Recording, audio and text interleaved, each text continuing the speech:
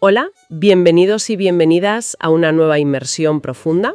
Hoy tenemos sobre la mesa un misterio histórico y literario que sinceramente es alucinante. Hola, ¿qué tal? Sí, la verdad es que es un tema fascinante. Totalmente. Y, a ver, nuestra misión en este análisis a fondo es examinar un verdadero rompecabezas cronológico. Lo hemos extraído de un documento de discursos apologéticos titulado Evidencias Sud. Eso es, un documento muy particular. Sí, y para quienes nos escuchan es fundamental dejar claro desde el minuto 1 cuál es nuestro objetivo hoy. O sea, no estamos aquí para debatir teología, Claro, no. ni para validar o refutar las creencias religiosas de los santos de los últimos días. La idea es mantener una postura totalmente imparcial, sumergirnos en un misterio puramente textual, ¿vale? Exacto. Un ejercicio de historia comparada. Justo eso. Vamos a analizar cómo un texto publicado en la frontera estadounidense en el año 1830 presenta paralelismos casi exactos con manuscritos antiguos Que no se conocían. Eso es. Que, atención a esto, no fueron descubiertos o traducidos hasta décadas e incluso siglos después. Es que requiere que nos pongamos las gafas de historiadores, digamos. Mantener una mirada muy objetiva para apreciar el peso de estas coincidencias o revelaciones, dependiendo de la perspectiva que se adopte, claro. O sea, el documento que estamos analizando nos presenta una serie de evidencias textuales que, literalmente, desafían por completo la cronología lógica. Desafían lo que cualquier persona en el siglo XIX podría haber sabido. Totalmente. Pues, para entrar en materia, proponemos a quienes nos escuchan un pequeño ejercicio de imaginación. Pensemos en el primer asesinato registrado en la historia de la humanidad. Únicamente al libro del Génesis, tras cometer el crimen, la reacción de Caín es de un pánico puramente físico. Sí, una reacción muy visceral. Básicamente dice que su castigo es demasiado grande y que cualquiera que lo encuentre lo va a matar. Teme por su vida. Lógico, dadas las circunstancias. Claro. Sin embargo, la fuente que hoy analizamos nos presenta una versión alternativa de este mismo relato. Una versión publicada en 1830, donde Caín no actúa como un fugitivo aterrorizado en absoluto. Para nada. Al contrario, parece un teólogo muy astuto, alguien que intenta usar una laguna legal divina a su favor. Y esa dualidad es la premisa que hace que este análisis sea tan cautivador, la verdad. Tenemos por un lado al Caín primitivo que solo teme por su integridad física. La visión de toda la vida. Exacto. La tradicional. Y por otro, tenemos a un Caín que de repente maneja conceptos avanzadísimos. Habla de expiación, perdón universal, redención futura. Madre mía. Y ojo, intenta usar ese conocimiento para esquivar las consecuencias de lo que acaba de hacer. A lo largo de esta charla, mantendremos nuestra lupa analítica lista para conectar los puntos históricos que propone el documento. Porque las fechas son la clave. Es que, como veremos, las fechas de publicación de los textos antiguos que respaldan esto son la verdadera clave de todo el asunto. Vale, vamos a desglosar esto. La pieza central del argumento que expone la fuente es un texto conocido como el Libro de Moisés. Publicado por José Smith. Eso es, publicado por él en junio de 1830, apenas unos meses después de fundar su iglesia. Y según la fuente, esto surge de un proyecto que él llamó una traducción inspirada de la Biblia. Y hay un momento clave en el capítulo 5 de este texto donde Caín hace una exclamación que rompe todos los esquemas. Sí, es un pasaje muy llamativo. Le dice a Dios, y parafraseo un poco, «Señor, mi pecado es grande, pero quítame este castigo, porque tú vendrás al mundo para perdonar los pecados del mundo, y tienes poder para hacerlo». Fíjate en el lenguaje. O sea, de la nada, en los albores de la humanidad, Caín está hablando de un redentor que vendrá en el futuro. Es muy fuerte. Para entender por qué esto causó tanto revuelo, tenemos que trasladarnos al contexto académico de 1830. A ver, ponnos en situación. En aquella época, si le preguntabas a cualquier erudito o teólogo de Occidente, el consenso absoluto era que los personajes del libro del Génesis poseían una fe sumamente rudimentaria. Especialmente figuras tan antiguas como Adán o Caín. Claro, eran vistos casi como niños en términos espirituales.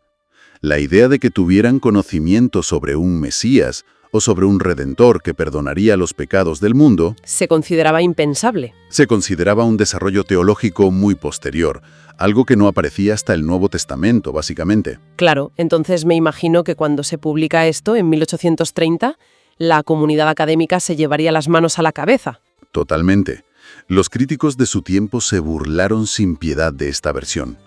La calificaron de un anacronismo flagrante. Lógico, desde su punto de vista. Argumentaban que era absurdo, tanto desde un punto de vista histórico como literario, poner conceptos cristianos tan sumamente avanzados en la boca de un personaje del principio de los tiempos. O sea, para ellos era la prueba evidente de que el autor simplemente estaba inyectando su propia teología del siglo XIX en un texto antiguo, ¿no? Exactamente. Resulta curiosísimo pensar en la figura de Caín bajo esta nueva luz. O sea, ya no es solo un criminal empuñando una piedra por envidia. No, es mucho más calculador. Se convierte en un estratega. Está diciendo algo así como, a ver, si tu trabajo en el futuro va a ser perdonar los pecados de todo el mundo, ¿por qué no haces una excepción? Empiezas por mí y me quitas este castigo ahora mismo. Una jugada legal en toda regla. Es un nivel de manipulación psicológica e intelectual que tiene mucha tela.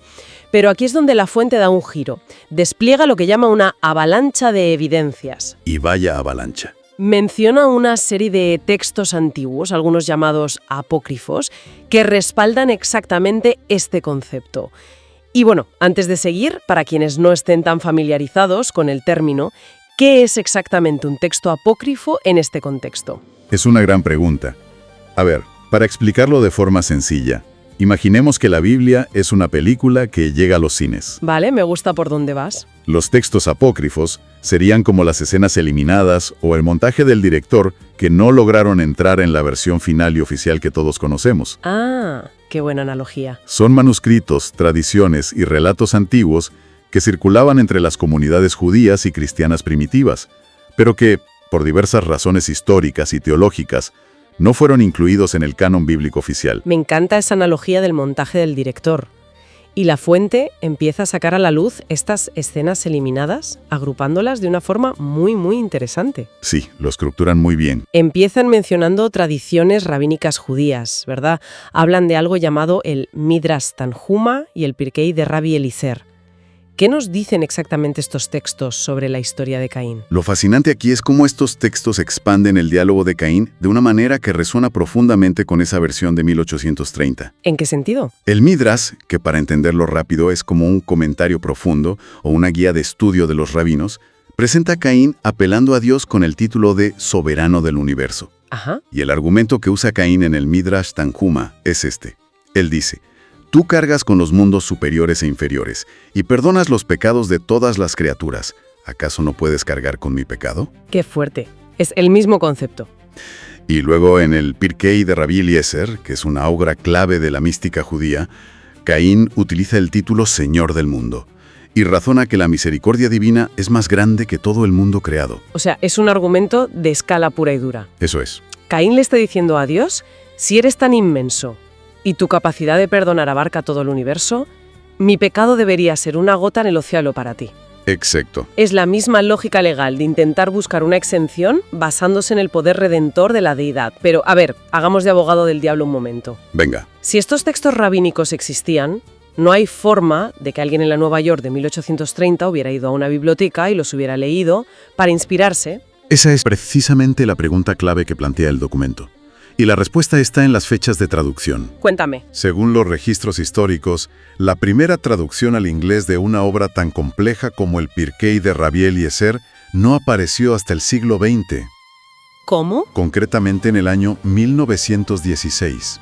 1916. Sí, el documento subraya la imposibilidad física y material de que un joven granjero en la frontera estadounidense en 1830 tuviera acceso a eso. Y mucho menos la capacidad de comprender la lógica de textos rabínicos que no estaban disponibles en su idioma. O sea, estamos hablando de un desfase de casi 80 años. 86 para ser exactos. Madre mía.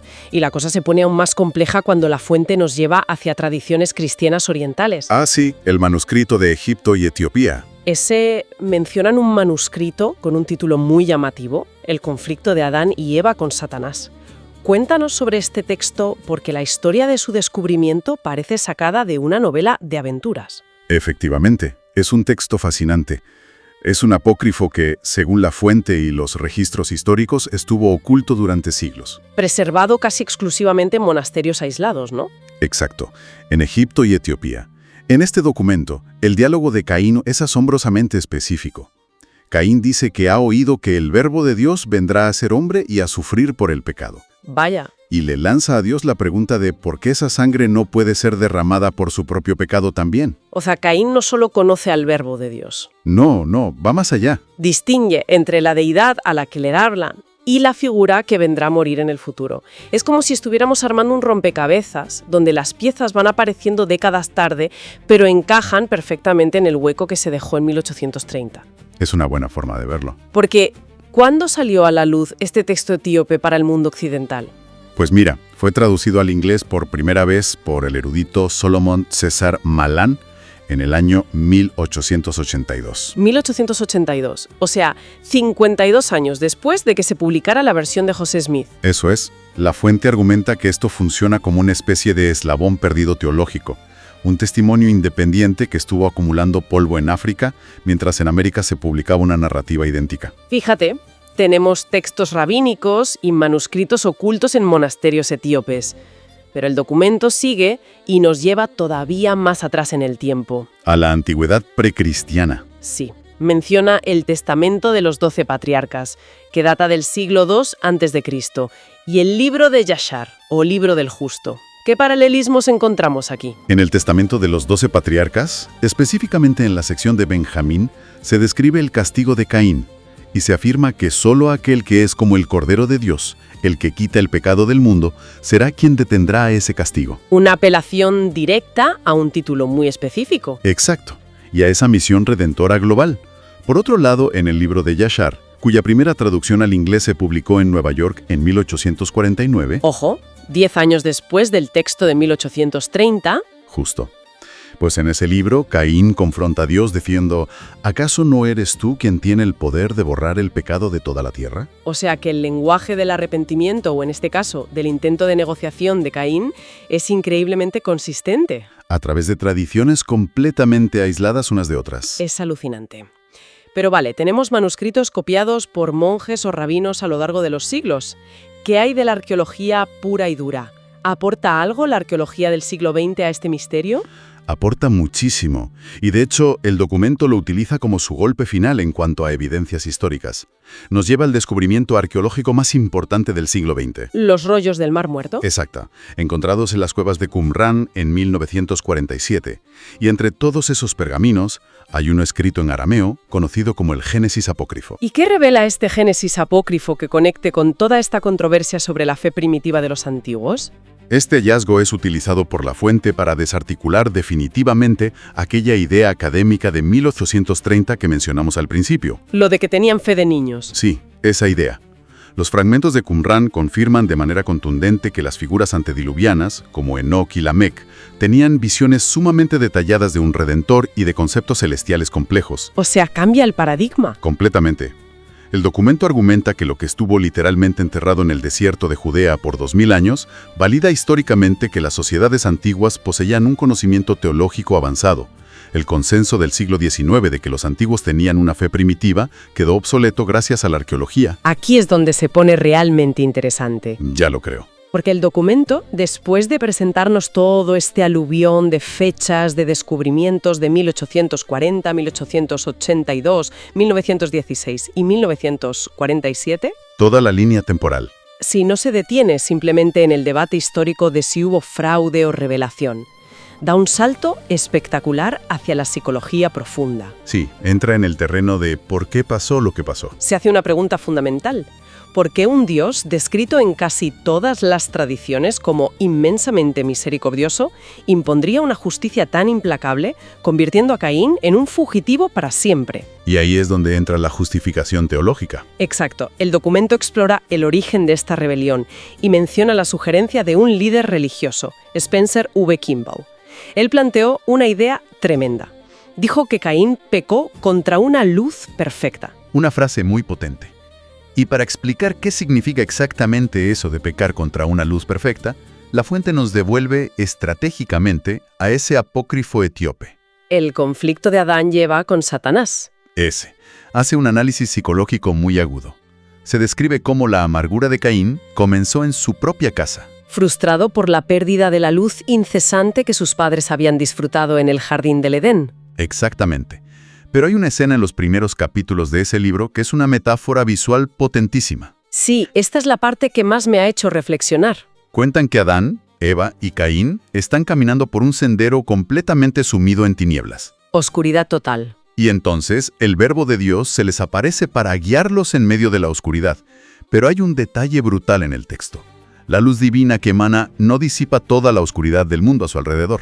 No, es como encender el sol de golpe. Únicamente ilumina la pequeña porción del camino por donde iban pisando en ese preciso instante. Es una representación magistral de lo que significa caminar por fe. Y a Caín, según este texto antiguo, le indigna esta dinámica. Claro, no le gusta nada. Desafía abiertamente a la divinidad con una pregunta cargada de cinismo y de pragmatismo. Él dice, ¿por qué prometes que vendrás a sufrir y a morir? Si tú eres Dios, ¿por qué no quitas la oscuridad y el dolor de la tierra ahora mismo por tu inmenso poder sin tener que ser herido ni morir? Si nos paramos a pensarlo, es el tipo de dilema que nos hace replantearnos muchas cosas. O sea, es una pregunta que cualquier persona sufriendo podría hacerse hoy en día. Totalmente válida a nivel humano. Caín está pidiendo un atajo mágico. Es como ir conduciendo de noche por una carretera secundaria, ¿sabes? Los faros del coche solo te muestran los próximos 50 metros. Tienes que confiar. Tienes que confiar en que el resto de la carretera sigue ahí a medida que avanzas. Pero Caín no quiere conducir de noche. Quiere que Dios encienda todas las luces del estadio. Quiere la luz entera. Quiere que el universo se arregle sin que nadie, ni la humanidad ni la divinidad, tenga que pasar por el proceso del esfuerzo o del dolor. Y si conectamos esto con el panorama general, la respuesta que el Salvador da en ese texto apócrifo encierra una de las lecciones más profundas sobre el libre albedrío. ¿Qué le responde? Responde que, si otorgara la luz sin esfuerzo, sin ese proceso de caminar en la incertidumbre, los seres humanos serían equivalentes a las bestias del campo. Criaturas sin entendimiento real. Eso es. Establece que la voluntad, el conocimiento y la adversidad existen precisamente para que la humanidad elija la luz sobre la oscuridad mediante su propio esfuerzo personal. Es decir, transforma por completo el relato que todos creíamos conocer. Ya no es simplemente un mito sobre el primer homicidio o sobre un Dios que castiga de forma arbitraria. No, cobra una dimensión nueva. Se convierte en una inmensa alegoría sobre el crecimiento del alma humana. Nos habla del peligro monumental de exigir atajos para saltarnos el sufrimiento. Caín quería los beneficios gigantescos de la redención futura, pero sin pasar por el proceso personal de la fe. Quería el perdón a escala mundial, sin tener que agachar la cabeza y arrepentirse personalmente por lo que había hecho con su hermano. Y según la fuente, es por esta actitud calculada que la condena fue tan severa. Caín conocía perfectamente la luz, entendía el plan divinamente, y aún así eligió rebelarse contra la estructura misma del crecimiento humano. Prefirió ser dueño absoluto de su propia oscuridad. Prefirió buscar lagunas legales antes que someterse al esfuerzo de caminar paso a paso bajo esa luz condicional. Y aquí es donde el documento cierra su argumento principal. A ver. ¿Cómo es posible que un joven en 1830, sin formación académica en lenguas antiguas, capture con tal nivel de precisión teológica y psicológica esta dinámica exacta? Cuando los textos que contienen estos arquetipos estaban acumulando polvo en monasterios africanos o enterrados en vasijas de arcilla en el desierto. Es la gran pregunta. Entonces, ¿qué significa todo esto?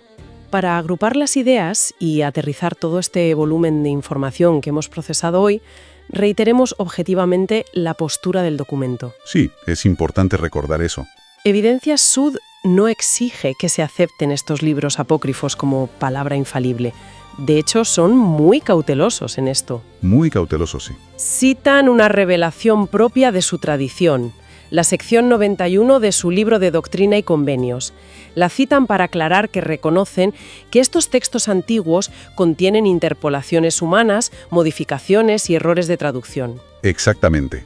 No los ven como la verdad absoluta e inalterada, pero sí los utilizan como testimonios históricos poderosísimos. Como huellas. Los perciben como huellas dactilares literarias esparcidas por la historia que validan su narrativa fundacional. Argumentan que el conocimiento profético antiguo era real. Y que la publicación de 1830 restauró verdades que la historia oficial o el canon tradicional había perdido o dejado en la sala de montaje. Siguiendo con la analogía de la película. Su fe no depende de que se descubra un nuevo rollo en el Mar Muerto, pero ven en estos descubrimientos arqueológicos y traducciones tardías una confirmación física de lo que ellos ya habían publicado. tiene sentido desde su perspectiva. Esto plantea una pregunta importante para quien nos escucha, y es algo que trasciende cualquier trasfondo filosófico o religioso.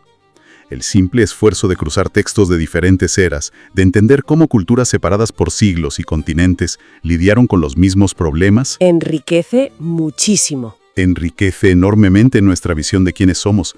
La historia de Caín, vista desde esta perspectiva de alguien que busca un vacío legal, nos habla de un impulso humano que está a la orden del día. Totalmente. Esa tendencia natural que tenemos a buscar extensiones a las consecuencias de nuestros actos, la búsqueda constante de excusas para evadir las normas, o la exigencia de que el sufrimiento desaparezca mágicamente sin exigirnos ningún tipo de esfuerzo personal para crecer. Es la condición humana en estado puro, reflejada con la misma fuerza en textos de hace 2000 años que en publicaciones del siglo XIX. Nos deja muchísimo en qué pensar sobre cómo lidiamos con nuestras propias zonas de oscuridad y con el peso de nuestras decisiones. Da para pensar, desde luego. Y para cerrar esta inmersión profunda, nos gustaría dejar a quienes nos escuchan con una reflexión que va un poco más allá de las fuentes históricas. Si la humanidad antigua fue capaz de codificar sus luchas psicológicas más profundas sobre el libre albedrío, la responsabilidad y el esfuerzo, en mitos tan maravillosamente complejos sobre senderos de luz y oscuridad, Una metáfora preciosa. sí, ¿qué otros diálogos perdidos de nuestra evolución moral y espiritual podrían seguir enterrados hoy bajo las arenas del tiempo? ¿Cuántos manuscritos esperarán pacientemente en bibliotecas olvidadas el momento exacto para salir a la luz y reescribir, una vez más, lo que creemos saber sobre nosotros mismos? Una reflexión final inmejorable. Ha sido un placer desgranar este misterio histórico. Gracias por acompañarnos en esta aventura a través del tiempo y los textos antiguos.